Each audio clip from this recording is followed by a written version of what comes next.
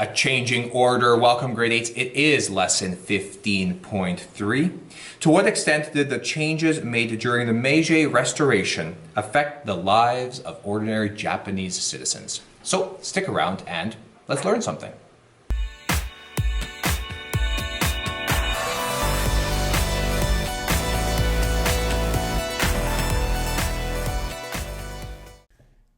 Lesson 15.3. In this lesson, we will learn how the Japanese lives were affected by the changes of the Meiji Restoration.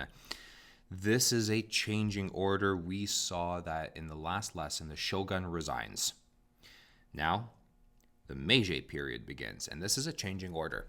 So the Meiji, the Enlightened rule period, begins, where the government here in this time in Japanese history emphasizes the importance of the emperor to Japan. The emperor is the rightful ruler of Japan. They have known this forever, but the shogun had that military strength. Japan, in order to lead major change, was looking at its educated and wealthy merchant class to lead this change in Japanese society. So we're going to start with government. And for the longest time, Japan had that hierarchy. While they maintained somewhat, they took those ideas and they applied it to these new ideas about government. Your samurai became advisors. They were highly regarded, highly respected, so they became advisors. Unelected powerful leaders became rulers, so we have an oligarchy here. And the people of Japan, the government of Japan, felt like they needed to become as strong as possible. Otherwise, the West was going to take over. And this doesn't happen overnight. This takes a period of time. So there's a period of reform that has to take place.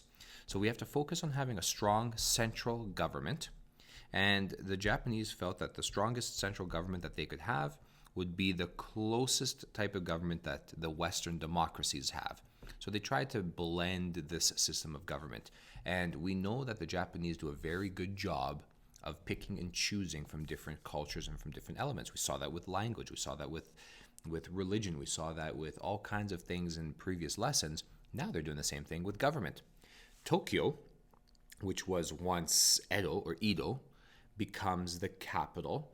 The imperial palace and the government were now in the same place. So from Kyoto, where we had two seats of government, now everything is together in one. The daimyo, they were encouraged to give up their land to the government because really, technically, legally, the land was actually in the possession of the emperor. The samurai system is abolished, and they are given a temporary tax-free income for some time just to kind of help them adjust to this new way of life. Feudalism ended, and the government was the only one able to collect taxes. So the daimyo can't collect taxes, the samurai can't go and collect taxes. Only that central government is going to be allowed to collect taxes. The common people, they're given new rights. They're given the 5 Charter Oath. And we'll take a look at that right now. So number 1, deliberative assembly shall be widely established and all matters decided by public discussion. Completely new for Japan. Number 2, all classes, both high and low, shall unite in vigorously carrying out the administration of the affairs of state. Active citizenship. Number 3, the common people, no less than the civil and military of officials, shall each be allowed to pursue his own calling so that there may be no discontent. So you can do whatever you want. Number 4, evil customs of the past shall be broken off and everything based upon the just laws of nature. And number 5, knowledge shall be sought throughout the world so as to strengthen the foundations of imperial rule. We're going to take all this knowledge, we're going to take everything that we've learned, we're going to put it together. So basically, commoners can live and work wherever they want. Now they can have their own last names, and the outcast class is now done, over with. That being said, life stayed the same for many commoners. Traditional families did not change. Change is not an easy thing to do. The men still ruled. The class distinctions still remained the same, even though the Five Charter Oath says go and get rid of it. Peasant life still remained. There were still high taxes. These things aren't going to change for free. And education was still unaffordable. Now, speaking of education, they also reformed their education.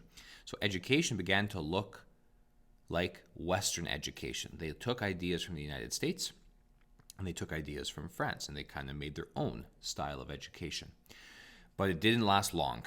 Okay, so in the early 1880s, the Japanese were looking at their educational reforms and said, hey, yeah, you know what? This is not working for us. We are going to go back to our traditional Japanese values in education. And they believe that if you have a strong, educated group of people, then your country will be strong and your country will be rich. So that's what they focused on. Now, we talked about the changing status of the samurai. And there was a movie that was released years ago called The Last Samurai with Tom Cruise. Okay, well, that was based off of a real last samurai, okay, Takamori. In 1868, this is a year after Canada becomes a country, a revolution begins, and it's led by this last samurai, Takamori. And he, at the time, believed in modernizing Japan. But this change was happening very fast. It didn't happen overnight, but it was happening very fast. So eventually, he became concerned of these rapid changes during Meiji Japan. And outside influences started paying attention to what was happening in Japan, especially that of the Koreans. And the Koreans insulted Japan about this rapid change that was taking place. So Takamori, he's like, well, this is an insult to us as a Japanese people. We must go and invade Japan for what they said. We need to respond to that. But his idea was rejected. In 1877, Takamori, he leads one last rebellion against the emperor. He's not happy with the way things are going. And this is nicknamed the Southwestern War. There's no match for modern military technology, so the samurai cannot obviously match that, and Takamori is defeated.